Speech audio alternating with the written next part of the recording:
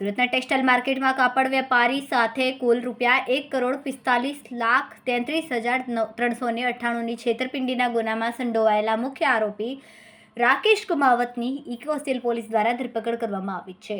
આ ટોળકે અલગ અલગ 10 દુકાનો ભાડે રાખીને વસ્ત્રો ખરીદી કર્યા બાદ દુકાન બંધ કરી નાસી જવાની રીત અપનાવી હતી.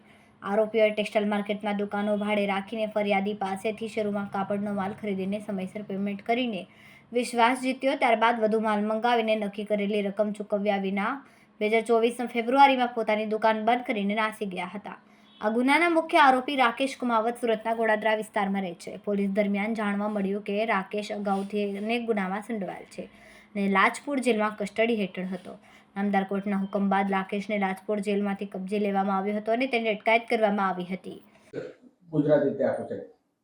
ફરિયાદી શ્રી બિપિનભાઈ ગોરધનભાઈની ફરિયાદ હકીકત એ રીતેની છે કે પોતે ટેક્સટાઇલના વ્યવસાય સાથે સંકળાયેલા છે અને પોતાને ત્યાં વિવર તરીકે માલ જે ઉત્પાદન થાય છે તે અલગ અલગ વેપારીઓને કાપડનું વેચાણ કરે છે.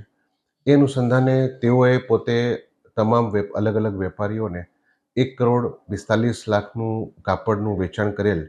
જે કાપડના વેચાણ પેટે તેઓને જે પૈસા લેવાના હતા એ પૈસા વેપારીઓએ તેઓને આપેલ નહીં અને તેમની સાથે વિશ્વાસઘાત કરી અને વેપારીઓ પોતાનો વ્યવસાય બંધ કરીને જતા રહેલ.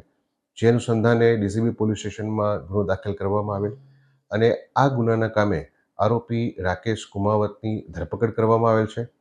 આરોપીને પૂછપરછ ચાલુ છે અને હાલની તપાસ પણ આ ગુનાની ચાલુ છે.